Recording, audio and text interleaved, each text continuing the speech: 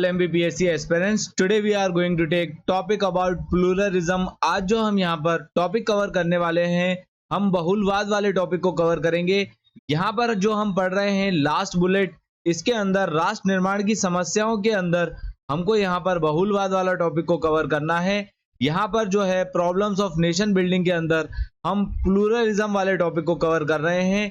यहाँ पर जो हमारा लास्ट लेक्चर होगा प्रॉब्लम्स ऑफ नेशन बिल्डिंग वाला जो टॉपिक है, यहाँ पर ये चीज हम ऑलरेडी कवर कर चुके हैं हमारे प्रीवियस लेक्चर्स में, जो कि डेडिकेटेड सोशियोलॉजी की प्लेलिस्ट आपको इस यूट्यूब चैनल पे देखने को मिलेगी। और आने वाले समय में ये सारे नोट्स इस टेलीग्राम ग्रुप पर अवेलेबल होंगे। पार्ट बी सोशियोलॉजी के अंदर जो नेक्स्ट लेक्चर होगा उसमें हम यूनिट 3 को यहाँ पर शुरू करेंगे, क्योंकि नेशन बिल्डिंग वाला टॉपिक हम ऑलरेडी आगे कवर कर चुके हैं। आज जो हम टॉपिक कवर करेंगे इसमें हम प्लूरलिज्म वाले टॉपिक को कवर करेंगे और यहाँ पर हमारी यूनिट 2 कंप्लीट हो जाएगी सोशियोलॉजी की। आगे बढ़ेंगे, टॉपिक में जानेंगे विशेष सूची के बारे में। टेबल ऑफ कंटेंट में आपको यहाँ पर देखने को मिलेगा आज हम क्या क्या अलग अलग एस्पेक्ट्स को इस पर्टिकुलर टॉपिक में कवर करेंगे। तो यहाँ पर जो प्रॉब्लम्स ऑफ नेशन बिल्डिंग के अंदर हम प्लूरलिज्म पढ़ रहे हैं, इसके परिचय को जानेंगे। यहाँ पर बहुलवाद जो है उसकी परिभाषा और उसके महत्व को जानेंगे। यहाँ पर जो बहुलवाद है उसके कारण क्या क्या चुनौतियां यहाँ पर भारत में हमको देखने को मिलती है, हमारी सोसाइटी में ये चीजें हमको देखने को मिलती है, उनको हम यहाँ पर कवर करेंगे। इसके बाद जो अलगाववादी जो आंदोलन है ये क्यों होते हैं, क्या कारण है इनके, और ये क्या चुनौतियों के रूप में बहुलवाद को इफेक्ट डालते हैं, यहाँ पर ये चीज हम कवर करेंगे। आगे बढ़ेंगे, यहाँ पर नीतियां और रणनीतियों को जानेंगे। यहाँ पर पॉलिसीज और स्ट्रेटजीज को हम कवर करेंगे। यहाँ पर आपको देखने को मिलेंगी कुछ इंपॉर्टेंट केस स्टडीज, जिनको एग्जाम्पल के रूप में हम यहाँ पर प्लूरलिस्टिक सोसाइटी ऑफ इंडिया बहुलवाद के अंदर कुछ केस स्टडीज को हम यहाँ पर कवर करेंगे। इसके बाद जो रोल ऑफ लीडरशिप यहाँ पर होता है नेशन बिल्डिंग के लिए, उस चीज को हम यहाँ पर कवर करेंगे। राष्ट्र निर्माण में जो है नेतृत्व की जो भूमिका रहती है उसको कवर करेंगे और यहाँ पर आगे का रास्ता जानेंगे, वे फॉरवर्ड को यहाँ पर कवर करेंगे। क्या ऐसे और चीजों को जोड़ना चाहिए जिससे प्लूरलिज्म को आगे बढ़ाया जा सके, बहुलवाद को आगे बढ़ाया जा सके। लास्टली निष्कर्ष पे जाएंगे, कंक्लूजन पे जाएंगे लेक्चर के। यहाँ पर ये सारे एस्पेक्ट्स को हम कवर करेंगे। बात करेंगे problem of nation building pluralism की, तो जो इंडिया में बहुलवाद हमको देखने को मिलता है, यहाँ पर आपको देखने को मिलेगी ट्रेडिशनल भी हमको देखने को मिलता है, मॉडर्निटी भी हमको देखने को मिलती है, unity in diversity, caste system यहाँ पर आपको भारत में देखने को मिलेगा, एक इंडिविजुअलिस्टिक और एक कलेक्टिव एस्पेक्ट हमको यहाँ पर सोसाइटी का देखने को मिलता है, स्पिरिचुअल और मटेरियलिस्टिक सोसाइटी हमको यहाँ पर देखने को मिलती है, म्यूचुअल रिस्पेक्ट और टॉलरेंस हमको यहाँ पर हमारी समाज में देखने को मिलता है, रूरल और एग्रेरियन सोसाइटी यहाँ पर आपको देखने को मिलेगी, पेट्रियार्की सिस्टम हमको देखने को मिलता है, डायनेमिक और सिंड्रेटिक सोसाइटी हमको ओवरऑल यहाँ पर इंडिया में देखने को मिलती है। ओवरऑल यहाँ पर लेक्चर को इंग्लिश और हिंदी दोनों ही भाषा में कवर किया जाएगा। यहाँ पर आपको देखने को मिलेंगे कुछ इंपॉर्टेंट एग्जांपल्स, पूरे नोट्स यहाँ पर आपको पॉइंट फॉर्म में देखने को मिलेंगे, जो कि आपके मेंस के आंसर को और ज्यादा एनहेंस करेंगे। आगे बढ़ेंगे, टॉपिक में जानेंगे परिचय के बारे में। प्रॉब्लम ऑफ नेशन बिल्डिंग के अंदर हम प्लूरलिज्म को कवर कर रहे हैं, बहुलवाद को हम कवर कर रहे हैं। यहाँ पर आपको देखने को मिलेगा क्या परिचय है, राष्ट्र निर्माण का क्या परिचय होता है, इसके बारे में जानेंगे।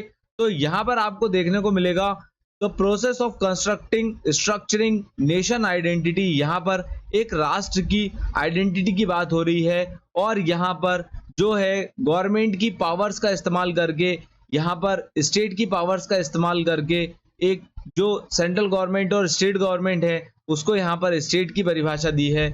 यहाँ पर हमको ओवरऑल इंडिया की यूनिटी को आगे बढ़ाना पड़ेगा और यहाँ पर पॉलिटिकल स्टेबिलिटी का होना जरूरी है नेशन बिल्डिंग के लिए, राष्ट्र निर्माण के लिए, और यहाँ पर सोशल इंटीग्रेशन, ये सारे एस्पेक्ट्स का होना बहुत जरूरी है। Unity, political stability and social integration, यहाँ पर ये चीज आपको देखने को मिलेगी। एकता, राजनीतिक स्थिरता और सामाजिक एकीकरण का होना बहुत जरूरी है, जिससे यहाँ पर राष्ट्र निर्माण यहाँ पर हमको देखने को मिलता है। आगे बढ़ेंगे, कॉन्सेप्ट्स के बारे में जानेंगे। क्या ऐसे डायमेंशंस हैं जो यहाँ पर नेशन बिल्डिंग को आगे बढ़ाते हैं, ये चीज़ हमने ऑलरेडी कवर करी है। पॉलिटिकल, इकोनॉमिकल और सोशल कल्चरल डेवलपमेंट का होना यहाँ पर ज़रूरी है। ओवरऑल यहाँ पर सोशल कोहेशन और नेशनल की स्टेबिलिटी, देश की जो है एकता, एकजुटता और स्थिरता होना ज़रूरी है।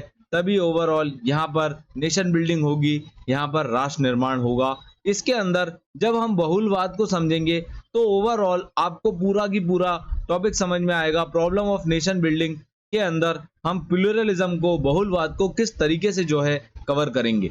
आगे बढ़ेंगे, टॉपिक में जानेंगे प्लूरलिज्म की डेफिनेशन के बारे में और इसके क्या महत्व है, क्या इसकी इंपॉर्टेंस है, इस चीज को कवर करेंगे। यहाँ पर आपको देखने को मिलेगा प्लूरलिज्म असल में क्या होता है। यहाँ पर जो है बहुत सारे ग्रुप्स कोएग्जिस्टेंसली साथ में रह रहे होते देखने को मिलेंगे, जैसे अलग अलग कास्ट हैं, अलग अलग धर्म हैं और सभी की यहाँ पर एक डिस्टिंक्ट आइडेंटिटी है और यहाँ पर वो लोग सब साथ में रह रहे होते हुए हमको देखने को मिलते हैं।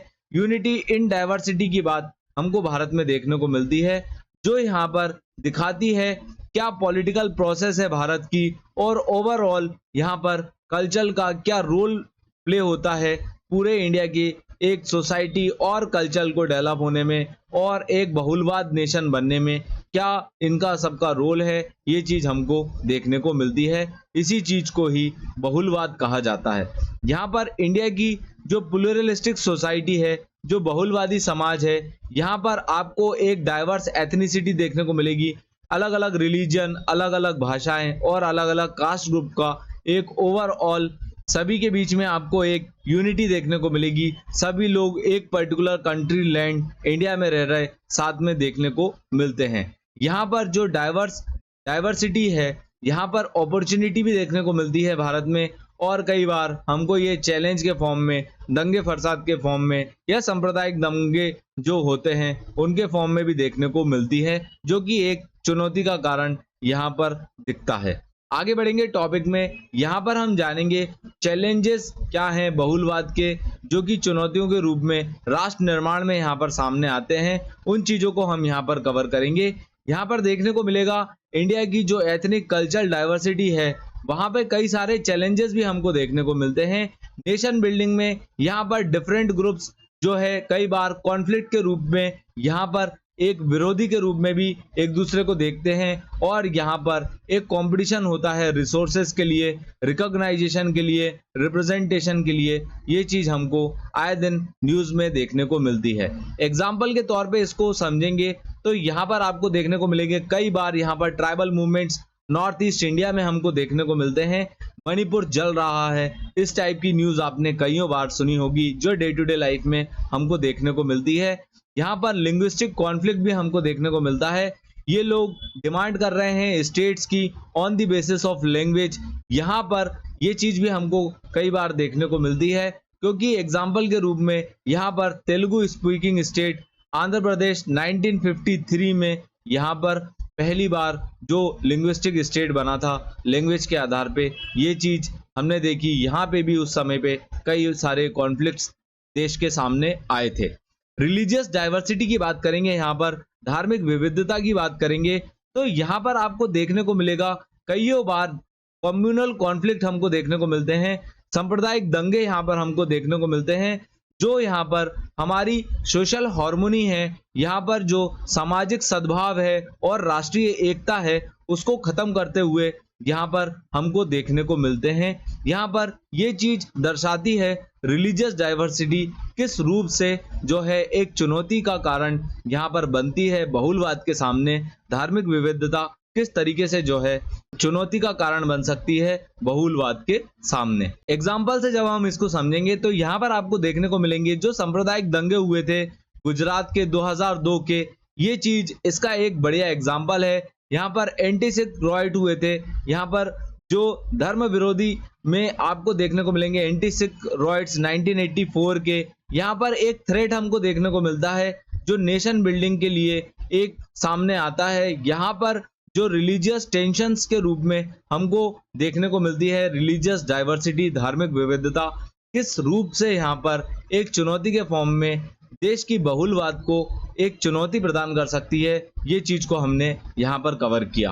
आगे बढ़ेंगे टॉपिक में, यहाँ पर हम जानेंगे क्या अदर चैलेंजेस हैं नेशन के सामने। यहाँ पर आपको देखने को मिलेंगे कास्ट सिस्टम। कास्ट सिस्टम जो है ये ट्रेडिशनली रहा है। यहाँ पर आपको देखने को मिलेगा ये जो कास्ट सिस्टम था, ये जो है ये वर्ण सिस्टम पहले रहा करता था भारत में, फिर इससे इवॉल्व होके जो है कास्ट सिस्टम बना। यहाँ पर आपको देखने को मिलेगा इसी वजह से ये डीप रूटेड है इंडियन सोसाइटी में। यहाँ पर सोशल स्ट्रेटिफिकेशन भी हमको देखने को मिलता है, सामाजिक स्तरीकरण ये पैदा करता है। यहाँ पर हमको एक डिस्पैरिटीज देखने को मिलेगी इकोनॉमिकल पॉलिटिकल रिप्रेजेंटेशन में। यहाँ पर इसका बहुत बड़ा योगदान होता है। यहाँ पर ये ओवरऑल हैम्पर करता है नेशन बिल्डिंग को। यहाँ पर एक राष्ट्र निर्माण में ये किस तरह से रुकावट का काम करता है। यहाँ पर आपको देखने को मिलेंगी disparities in the form of economical and political representation. यहाँ पर जो रिजर्वेशन पॉलिसीज चलाई जा रही हैं उनके थ्रू यहाँ पर इस चैलेंज को ओवरकम किया जा रहा है, खत्म किया जा रहा है, लेकिन ये आज भी एक फ्रिक्शन का कारण बना हुआ है। कई बार यहाँ पर जो है डिफरेंट कास्ट ग्रुप भी रिजर्वेशन की मांग करते हैं और यहाँ पर इसको एक चैलेंज के रूप में देखा जाता है ओवरऑल नेशन बिल्डिंग के सामने। लिंग्विस्टिक डाइवर्सिटी की बात करेंगे, भाषाई विविधता की बात करेंगे। यहाँ पर आपको देखने को मिलेंगे अदर रीजन्स की अदर लैंग्वेजेस हैं। यहाँ पर ये चीज ओवरऑल हमको पूरे भारत में 200 से ज्यादा लैंग्वेज और डायलेक्ट्स देखने को मिलते हैं।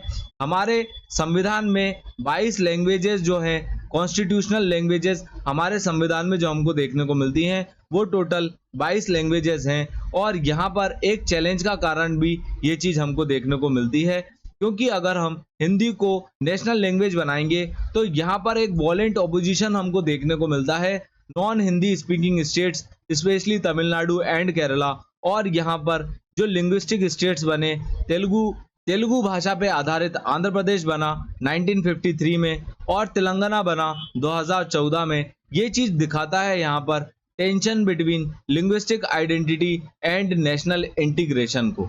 आगे बढ़ेंगे, रीजनलिज्म की बात करेंगे, क्षेत्रवाद की बात करेंगे। यहाँ पर तो यहाँ पर आपको देखने को मिलेगा लोगों को जो है एक पर्टिकुलर रीजन की आइडेंटिटी और इम्पोर्टेंस ज्यादा लगती है कंपेयर्ड टू होल नेशन। यहाँ पर ये चीज क्षेत्रवाद को दिखाती है। यहाँ पर सेशनिस्ट मूवमेंट आपको देखने को मिलेंगे, अलगावादी मूवमेंट, यहाँ पर अलगावादी आंदोलन यहाँ पर आपको देखने को मिलेंगे, जो कि यहाँ पर डिमांड करते हैं ग्रेटर ऑटोनॉमी की। यहाँ पर वो देश से अलग होने की मांग करते हैं।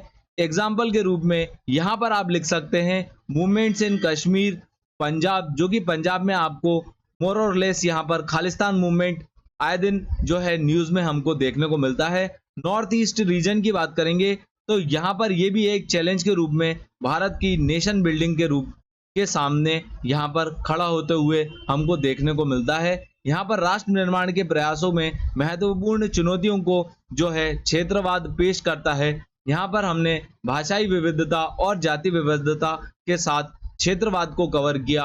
आगे बढ़ेंगे टॉपिक में, अलगावादी आंदोलन और राष्ट्रीय अखंडता के बारे में बात करेंगे, secessionist movement and national integrity, यहाँ पर इस चीज को कवर करेंगे। तो जो सेशनिस्ट मूवमेंट है यहाँ पर आपको देखने को मिलेगा ये प्लूरलिस्टिक सोसाइटी से ही इमर्ज हुए। यहाँ पर ये पॉलिटिकली और इकोनॉमिकली जो है मार्जिनलाइज्ड, अलग थलग जो है ये फील करते हैं, अलग थलग अपने आप को मानते हैं। यहाँ पर इसी वजह से ये ही लोग प्लूरलिस्टिक सोसाइटी से इमर्ज होके सामने आते हैं और ये डिमांड करेंगे एक इंडिपेंडेंट स्टेट बनाने की, अलग राज्य बनाने की या अलग देश बनाने की ये लोग मांग करते हैं। यहाँ पर ये चीज एक चैलेंज के रूप में हमारे सामने आती है। एग्जाम्पल के रूप में यहाँ पर आप खालिस्तान मूवमेंट को लिख सकते हैं, जो कि पंजाब में चल रहा है 1980s से। यहाँ पर नागा और मिजो इंसर्जेंसीज को आप लिख सकते हैं, जो कि नॉर्थ ईस्ट रीजन में हमको आए दिन न्यूज में देखने को मिलती है। आगे बढ़ेंगे टॉपिक में, जानेंगे क्या ऐसी पॉलिसीज और स्ट्रेटेजीज चलाई जा रही हैं प्लूरलिस्टिक सोसाइटी के अंदर, नेशन बिल्डिंग को आगे कैसे बढ़ाया जा सके, इन चीजों के लिए सरकार क्या कर रही है। यहाँ पर आपको देखने को मिलेगा फेडरलिज्म, लोकतांत्रिक शासन में यहाँ पर आपको देखने को मिलता है इंडिया का जो फेडरल स्ट्रक्चर है, यहाँ पर एक बैलेंस आपको देखने को मिलेगा। रीजनल ऑटोनॉमी यहाँ पर आपको देखने को मिलती है नेशनल यूनिटी के साथ। यहाँ पर जो डाइवर्स लोकल एस्पायरेशन हमको यहाँ पर देखने को मिलते हैं, इसके अंदर सभी जो राज्य हैं वो अपने अपने हिसाब से यहाँ पर चलते हुए आपको देखने को मिलेंगे फेडरलिज्म में, जो कि यहाँ पर नेशनल यूनिटी को दिखाता है फेडरल स्ट्रक्चर। आगे बढ़ेंगे, सेक्युलरिज्म की बात करेंगे। यहाँ पर आपको देखने को मिलेगा इंडियन कॉन्स्टिट्यूशन ने ये एंश्योर किया है कि सारे ही रिलीजन्स को इक्वल ट्रीट किया जाएगा। यहाँ पर प्रमोट की जाएगी हार्मोनी को और यहाँ पर रिलीजियस प्लुरलिस्टिक सोसाइटी को मेंटेन रखा जाएगा। नेक्स्ट पॉइंट को हम यहाँ पर कवर करेंगे। यहाँ पर आपको देखने को मिलेगी लिंग्विस्टिक रीऑर्गेनाइजेशन। यहाँ पर राज्यों को जो है लिंग्विस्टिक आधार पर रीऑर्गेनाइज किया गया ताकि यहाँ पर नेशनल इंटीग्रिटी मेंटेन रहे और रिस्पेक्ट किया है यहाँ पर कल्चरल आइडेंटिटीज को on the basis of linguistic lines. आगे बढ़ेंगे, नेक्स्ट पॉइंट पे जाएंगे। यहाँ पर आपको देखने को मिलेंगे अफर्मेटिव एक्शंस क्या लिए जा रहे हैं पॉलिसीज में। यहाँ पर देखने को मिलेगी रिजर्वेशन दिया जा रहा है शेड्यूल कास्ट, शेड्यूल ट्राइब और अदर बैकवर्ड क्लास को, ताकि यहाँ पर प्रमोट की जा सके सोशल जस्टिस और इंक्लूसिविटी। यहाँ पर एक जो हमको देखने को मिलती है समाज में, जो एक अंतर हमको देखने को मिलता है SC ST OBC में और जनरल कैटेगरी में, इनको बराबर करने के लिए यहाँ पर रिजर्वेशन दिया जा रहा है, जिसको यहाँ पर अफर्मेटिव एक्शन पॉलिसी के फॉर्म में हमने यहाँ पर कवर किया। आगे बढ़ेंगे, नेक्स्ट पॉइंट को कवर करेंगे। यहाँ पर आपको देखने को मिलेगी डेमोक्रेटिक गवर्नेंस किस तरीके से जो है nation building in pluralistic society काम करती है। जो डेमोक्रेटिक गवर्नेंस है, यहाँ पर एक रोबोस्टिक डेमोक्रेटिक फ्रेमवर्क देखने को मिलता है। यहाँ पर सारे ही जो डाइवर्स ग्रुप है उनका रिप्रेजेंटेशन आपको यहाँ पर डेमोक्रेटिक गवर्नेंस में देखने को मिलेगा through election, through participation in political process, जिस वजह से यहाँ पर सभी लोग मिलजुल कर यहाँ पर पार्टिसिपेट करेंगे और ओवरऑल यहाँ पर एक प्लुरलिस्टिक सोसाइटी डेवलप होगी, एक अच्छा नेशन डेवलप होगा। आगे बढ़ेंगे, इकोनॉमिक इंक्लूसिविटी की बात करेंगे। यहाँ पर जो गवर्नमेंट प्रोग्राम्स हैं वो यहाँ पर रीजनल डिस्पैरिटी को खत्म करते हुए हमको देखने को मिलते हैं। यहाँ पर ये डेवलप करेंगे ओवरऑल नेशन को, और जो इकोनॉमिकली बैकवर्ड रीजन है उनको यहाँ पर आगे बढ़ाया जाएगा ताकि जो आर्थिक असमानता है उसको खत्म किया जा सके और आर्थिक समावेशिता यहाँ पर भारत में आगे बढ़े। और ये चीज overall nation building in pluralistic society हमको यहाँ पर देखने को मिलती है। नेशनल इंटीग्रेशन पॉलिसीज की बात करेंगे। यहाँ पर आपको देखने को मिलेगा कल्चरल एक्सचेंज स्कीम्स और प्रोग्राम्स चलाए जा रहे हैं जो यहाँ पर प्रमोट करते हैं यूनिटी को और ये रिस्पेक्ट करते हैं रीजनल डाइवर्सिटी को। इंटर स्टेट काउंसिल की बात करेंगे। ये एक ऐसा प्लेटफॉर्म है जहां पर सारे के सारे कॉन्फ्लिक्ट्स को रिजॉल्व किया जाता है जो कि केंद्र और राज्यों के बीच में है, और ओवरऑल ये कोऑपरेटिव फेडरल सिस्टम को जो है आगे बढ़ाता है। ये चीज हमको यहाँ पर देखने को मिलती है। ये सारी बातें हमने policies and strategies for nation building in pluralistic society में यहाँ पर कवर करी। आगे बढ़ेंगे टॉपिक में, कुछ केस स्टडीज के रूप में इस पूरी प्लुरलिस्टिक सोसाइटी बहुलवादी राष्ट्र को यहाँ पर हम समझेंगे, बहुलवादी भारत को हम यहाँ पर समझेंगे। कश्मीर का मुद्दा सबसे पहले आता है यहाँ पर जब भी कॉन्फ्लिक्ट की बात होती है। यहाँ पर जो कॉन्फ्लिक्ट है कश्मीर में, ये बताता है क्या चैलेंज है इंटीग्रेट करने में रीजन्स को। यहाँ पर एक डिस्टिंक्ट रिलीजियस और पॉलिटिकल आइडेंटिटी हमको यहाँ पर कश्मीर में देखने को मिलती है, जो कि कश्मीर का मुद्दा बना हुआ है। यहाँ पर आर्टिकल 370 को खत्म किया था 2019 में। उसके बाद यहाँ पर एक एम के रूप में, एक उद्देश्य के रूप में यहाँ पर आपको देखने को मिलता है सारी की सारी चीजों को एड्रेस किया जा रहा है ताकि इस रीजन को भारतीय संघ में जो है भारतीय संघ के साथ प्रॉपरली इसको जो है जोड़कर आगे बढ़ाया जा सके। यहाँ पर लोगों की लाइफस्टाइल, लोगों की सोसाइटी जो है उनको यहाँ पर भारत के साथ मिलाकर आगे बढ़ाया जा सके। आगे बढ़ेंगे, नॉर्थ ईस्ट इंडिया की बात करेंगे। यहाँ पर आपको देखने को मिलेगा इंसर्जेंसीज हमको यहाँ पर देखने को मिलती है, उग्रवाद हमको यहाँ पर देखने को मिलता है, जो कि एक चैलेंज, एक चुनौती के सामने यहाँ पर राष्ट्र निर्माण के सामने हमको देखने को मिलता है। कई सारे एफर्ट्स लिए जा रहे हैं जैसे कि एक्ट ईस्ट पॉलिसी है यहाँ पर, जिससे नॉर्थ ईस्ट इंडिया को जो है यहाँ पे जो है सोशल हार्मोनी बनी रहे और इस एरिया को जो है डेवलप किया जा रहा है। कई सारे इंफ्रास्ट्रक्चरल प्रोजेक्ट्स यहाँ पर चलते हुए हमको देखने को मिलते हैं। पॉलिसी एंड पीस अकॉर्ड्स की बात करेंगे। यहाँ पर आपको देखने को मिलेगा जो शिलोंग अकॉर्ड है, यहाँ पर जो अलगावादी जो टेंडेंसी है, जो प्रवृत्तियां हैं, उन चीजों को यहाँ पर समझौते के रूप से यहाँ पर खत्म किया जा रहा है, जाकि ताकि यहाँ पर जो अलगावादी जो सोच है उसको यहाँ पर खत्म किया जा सके। ओवरऑल यहाँ पर जो है शांति बनी रहे और समझौते के साथ इस रीजन को डेवलप किया जा सके।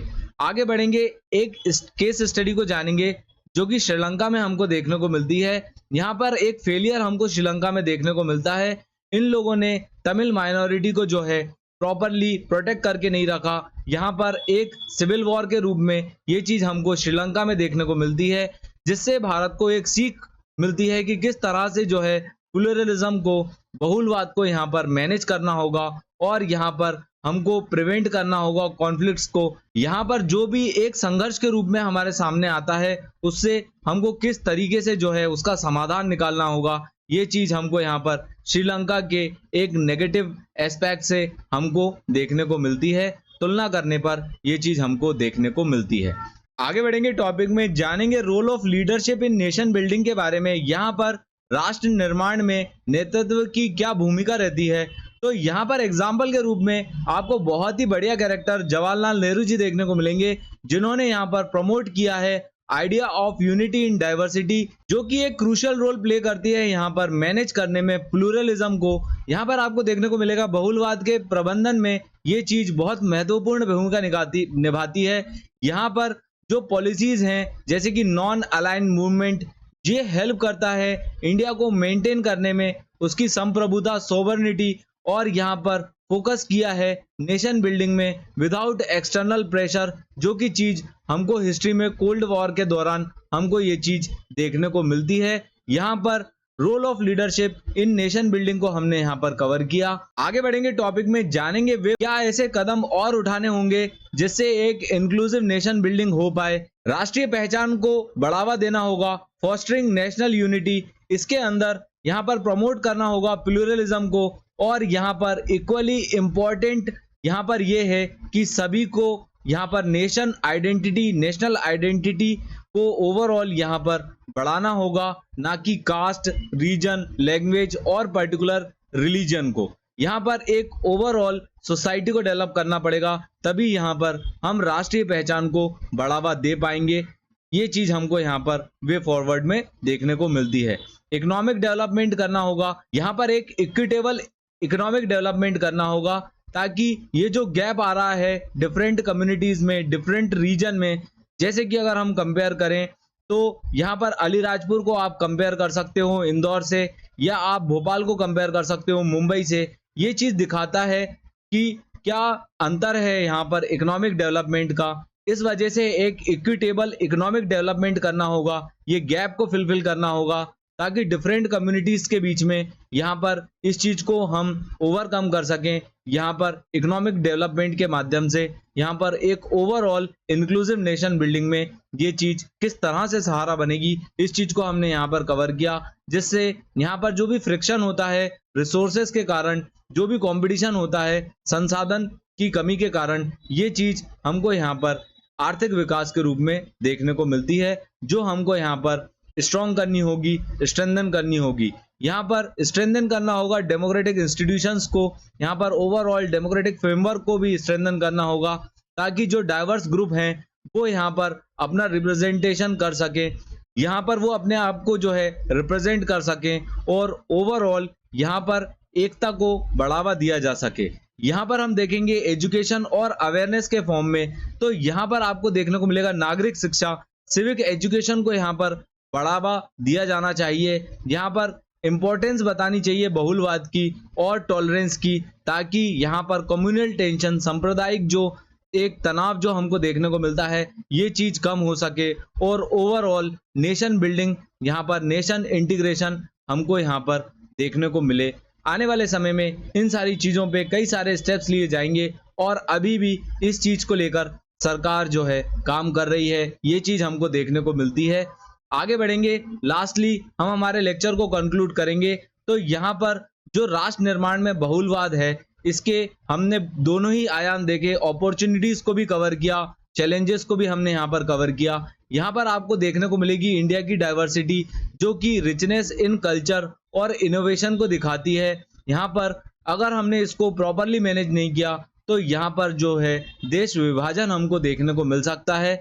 यहाँ पर अगर हमको नेशन बिल्डिंग करना है तो हमको ओवरऑल यहाँ पर डाइवर्स आइडेंटिटीज को जो है प्रमोट करना होगा, एक यूनिफाइड नेशनल आइडेंटिटी को प्रमोट करना होगा।